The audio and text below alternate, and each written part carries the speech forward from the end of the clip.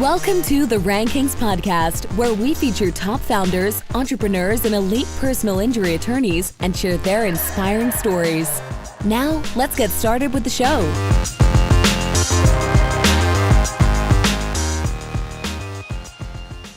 Chris Stryer here, CEO and founder of Rankings.io, where we help elite personal injury attorneys dominate first-page rankings. You're listening to the Rankings Podcast, where I feature top business owners, entrepreneurs, and elite personal injury attorneys. Speaking of entrepreneurs, I have Kristin Tynski on the show today. Kristin is the Senior Vice President of Creative of Fractl, a content marketing agency that fuses data journalism with PR. At Fractl, she leads a team of creative professionals made up of not only designers and programmers, but also SEO specialists, journalists, and writers. Kristin, welcome to the show. Thank you so much for having me. Yeah, I'm really excited to have another SEO nerd on the show. It's very rare that I get to speak to another specialist. Great. Yeah, I'm excited to be here. Yeah, so, I gave kind of a brief overview of Fractl, but what, in your words, what is Fractl? What are the services that you specialize in? Sure. Well, I think you actually did a really great job encapsulating what we primarily do. I would call Fractl a content marketing agency with a focus on earning top-tier press. Typically, most of our clients are looking for high-authority link building as their primary goal with achieving press. We do that kind of by splitting our agency into two sides. One is a content creation side, which I lead, and one is a content promotions or PR side. So the way that we approach content really is from an understanding that in order to be newsworthy, you have to present something new and interesting that hasn't really been done before. And in our experience, and this has really guided the way that our agency has grown, is that the best way to do that, the best way to find new and interesting information is through data journalism practices, essentially. So I'd say 90+% of the content that Fractl creates on behalf of our clients is data-driven content, and we do everything. So from the ideation to the data acquisition, which can come in many different forms, scraping, using government data sets, using private and public data sets, using our clients' data sets, surveying, and many other methodologies. God, I'm sorry. No problem. We're all at home. So quiet. I want to dig into one thing you said there that's kind of interesting that I've been talking about lately is what you said is unique content. I hear so many people say, well, it passed the copyscape. It's unique content. So what would you say to those individuals? I would say that the time of creating content that real humans don't really care about for SEO gains is sort of long over. And if your approach to building a site or trying to rank for keywords is, just making sure that the words that you've written don't exist elsewhere, it's not going to get you very far. And it certainly isn't a methodology that you can build links to sustainably. So I would strongly recommend against it. I think in order to build links well, you need to do something that really matters and that either can attract attention from other sites or from the press, or it's just such a great resource that other relevant blogs and websites would be interested in linking to the content for the sake of the content itself and not because you paid them or they did you a favor or you did a link exchange or some other deprecated SEO technique. Yeah, like those old school three-way trades, all those things, right. Like the reciprocal links, so I completely agree. When everyone's creating content and they're all citing from the same sources, it may be unique from a plagiarism standpoint, but it's not really providing value, especially when thousands of pages are all citing from the same source. So tell me a little bit about the data component, and because you're basically taking information that's not out there and you're putting it on the web. So what's your process look like for that component? Well, I would actually say most of the data that we use in our data projects is data that exists on the internet. What's great about the last 5 years or so is just the enormous emergence of open data And that's coming from many different sources. So the government itself has absolutely massive amounts of data coming from all departments, private industry, NGOs and nonprofit organizations are putting out, new and interesting data sets all the time. So at Fractl, a big part of our job is trying to stay on top of what's new and what's available, and then thinking of interesting and creative ways to weave these data sets that we find into new story ideas, or thinking about data sets that we've used in the past and examining the data and investigating it in new ways. So there are many data sets that we've used, maybe 10, even 20 times. Like, for instance, the fatal accident reporting system, which tracks all automobile deaths. It's a massive, massive data set that goes back really far, and it's incredibly detailed. So we've done lots of types of investigation for that. And, if you have an auto insurance business or something related to that, there are just almost an infinite number of content ideas that could come from that data set alone. But there are many, many others that could be used, and it's really your imagination that would dictate what you can get from the data. Yeah, and I can see, because many of our audience members are personal injury attorneys that specialize in auto accidents. So I could see that, many different directions they could go with that information from a link outreach approach and collect, acquiring those really high quality links from PR. Absolutely. And that, like, the fatal accident reporting system is just one example amongst a giant ocean of potentially interesting data sets that the government has that could be leveraged in those ways. And then there are obviously also lots of third-party data sets. Fractl also does a ton with surveying. So just asking questions of the community can be a great way to create an interesting data set for yourself without having to necessarily do some of the more in-depth data work that's required with large data sets. I like that. I like that a lot. So, you could even maybe do some branding studies or surveys. If you're in an accident, who would you hire? Who comes to mind? Maybe for a local type of survey. Just, this isn't, my specialty, but I can think of a lot of different ways to utilize surveys. Absolutely. One of the things that I like, you have kind of a contrarian approach. And basically what I mean is, everyone says you can't make content viral. It's just, you got to get lucky. You just got to, you got to get lucky. And over time, you'll just get one of these pieces to go viral. But your agencies created basically a process or a system to strategically try to position yourself to create virality. Could you explain a little bit about that? Yeah, I think when people think of virality, they think of, like, I guess what I would call true virality, which is a piece of content that is so compelling on its own that it needs no promotion at all, right? You could put it almost any place on the internet and somebody would notice it, and then they would share it, and then somebody else would share it with more than one other person. And it would just have, like, this R value above one and would just continue to grow no matter what. That sort of virality, especially if it's attached to some kind of commercial goal, is incredibly rare. It almost never happens. And even when it does happen, it was probably orchestrated in some way, or supported by promotions in some way. I think when we're thinking about a sustainable methodology for creating content on behalf of our clients and getting attention for it, generating press for it, the goal isn't like that kind of super virality like that. We've probably had, out of all of the campaigns we've ever created, maybe like 10 or so that might fit in that category of, like, super viral, that built thousands and thousands and thousands of links. It's great when that happens, but it shouldn't be an expectation. The goal instead should be to write something compelling for a target audience, and then matching that content with the right people in the space, the right journalists, the right publications that would have an interest in that piece of content.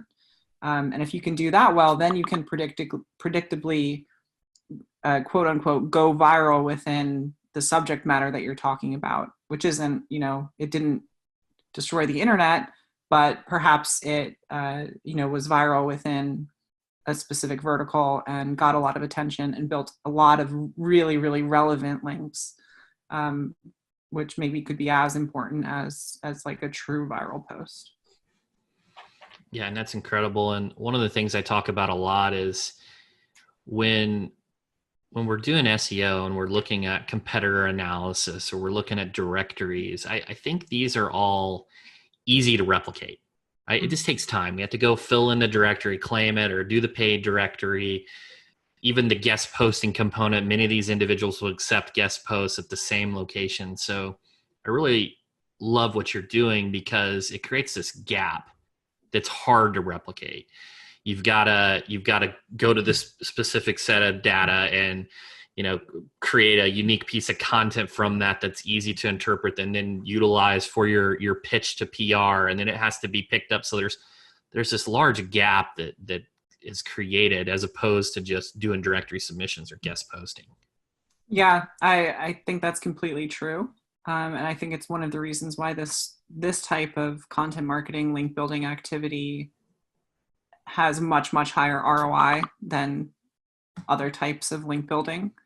And kind of given what we've seen and the process that we've been able to create at Fractl, we would never recommend those sorts of link building activities to our other clients. I'm not saying no one should do it. It can be a good way to get links that your competitors have, which certainly can help. But if you're looking to make big gains quickly, then you're going to need to generate larger amounts of highly authoritative links that your competitors don't have. So content marketing through a data journalism methodology and then associating that also with having a good understanding of how to pitch that content to the press is the methodology that has the highest ROI in terms of link building. Yeah, I couldn't agree more. You'll be able to attract those very authoritative and topically relevant links. And it's also just natural. If anyone manually reviews the website, they're not going to raise any red flags when they see this type of activity occurring as opposed to some of the other tactics. Right. It's also a very sustainable thing to do. So I actually did a research project about a year ago looking at all of our clients' projects from when we reported to them what the results were. So how many links we were able to build for them, how many press pickups we were able to get, and all of that. And then look at it 6 months later. And it ended up being that on average, after an additional 6 months, the number of links that we found was roughly twice the size. So it's something that can build links in perpetuity. I mean, depending on what the content is, if it's something that's evergreen versus something that is tied to some recent time-dependent event. But in most cases, it ends up also creating an evergreen resource for you that will continue to build links over the long term. Yeah, and that's incredible. That just has that momentum, that compounding effect. It's just hard to catch up to. Yeah. Let's take. What about an example? What's something for our audience? What's a story or a project that you did that really had a lot of success? Could you kind of walk us through that big picture, that 80-20 for that project? Yeah. I mean, we've had many projects that, like I said, have done quite well. I think one that I was really, really proud of was a project called Barbie Body, or Examining Barbie's Body. And basically what we did is we found a research paper that, and this actually wasn't, it was a data acquisition project in that we used data from a research paper. But beyond that, it didn't leverage any other data sets. But essentially what we found was a research paper that examined the proportions of the old style Barbies and how realistic those proportions were. And I mean, it turns out if a real woman had the proportions of Barbie, like her ankles would break and she wouldn't be able to stand up and like all these other funny things. So this approach was actually a more of a design oriented approach where we had one of our designers make a very realistic looking woman in the proportions of Barbie, and then also associated the data with it. So showing, the waist size is like X percent smaller versus a real woman. The bust size is X percent larger versus a real woman. The wrist and ankle size and all of that. So it had a really deep emotional connection to people, and it also, I think, played on like this idea of nostalgia, and then also Yep. current event topics around body positivity. So that was one that I think hit a lot of important points in making a project successful. But it's also one that leveraged data, but data wasn't so important to it that it had like a massive overhead of data acquisition, cleaning, or analysis to it. So kind of a more approachable example, I think, for your audience. Yeah, that's incredible. So you got a lot of high-powered links, and it just attracted a ton of attention. Was that kind of like a just diving into that? Was that kind of like a shoulder niche to health or fitness, or was it more, or was it semi-related? I believe it was for like a rehab and rehabilitation client that Gotcha. had centers that addressed like anorexia and bulimia. So it was associated in that way, which is a good point to make. The content that you're creating should be related to your brand. And the sniff test that we use is, does it make sense that your brand created this? So it can be tangential to what you do, but it still needs to make sense that there was a reason for you to do this, right? It has to make sense that you should want to create it. Absolutely. Yeah, let's shift over to personal development. Are there any books that you have helped you develop you professionally? Any business books that you recommend or you're reading? I mean, there's one that I always mention because it's been kind of foundational to Fractl from the very beginning, and that's a book called Made to Stick by Chip and Dan Heath. And they have a model in it called the success model, which is really the model that we use at Fractl for evaluating our ideation and deciding which ideas we think have the best potential. I mean, we add layers to that. So like the PR component is also involved. Like, how's the press talking about this? What targets do we think would be good for it? And that kind of thing. But it really centers around making sure that your content is simple. So it's not trying to do too much. It's unexpected. It's concrete. So unexpected really just hasn't been done before. And that's one of the reasons why we love data sets so much. So concrete. So making sure that whatever you're trying to convey is done in not a sloppy way, but a straightforward way. So it's easy for people to quickly understand. Attention spans are really short, so you need to get to the point fast and make your points really strong. And if you're doing data visualizations, there's a lot that goes into making data visualizations concrete and easily readable. And then credible is the next one. So making sure that whatever data analysis you're doing it in a credible way, that the claims that you're making can be supported by the data, and that you've done the proper statistical tests and analysis to make sure that whatever you're claiming is true. And that also, if you're using, like, for instance, survey methodologies, that you've done the survey in the right way and not introduced bias into it. And then the next one is emotions. So I've actually written a few pieces on this, but virality is predicated on an emotional connection to the content. And if you don't feel something when you read it, then, unless it's like a really practical thing, a really useful resource, it's unlikely that you're going to see a lot of attention or interest from publishers. And then the last one is stories. So you want to structure the content that you have or that you've created in a narrative format. You want to bring people through an article in a structure that builds and has a really clear thesis and has human examples in it and tells it in a human way. So all of those things are really important to our methodology, and they were informed by Made to Stick by Chip and Dan Heath. So I always recommend that book to anyone as like a foundational understanding of how to make good content that resonates with audiences. I'm not going to lie. So we did a data study recently that evaluated personal injury attorney search results. And then I found this success acronym afterwards. And I was so mad that I didn't find it before. and utilize some of those recommendations, because I definitely missed the mark on many of those letters. One final question here, Kristin. So is there anything that you want to talk about that we haven't discussed? No, I think you've asked some great questions.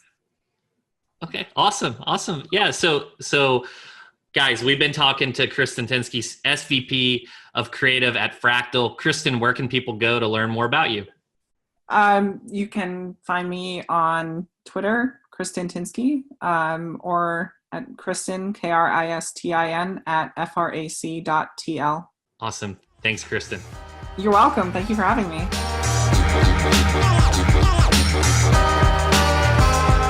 Thanks for listening to the Rankings Podcast. We'll see you again next time, and be sure to click subscribe to get future episodes.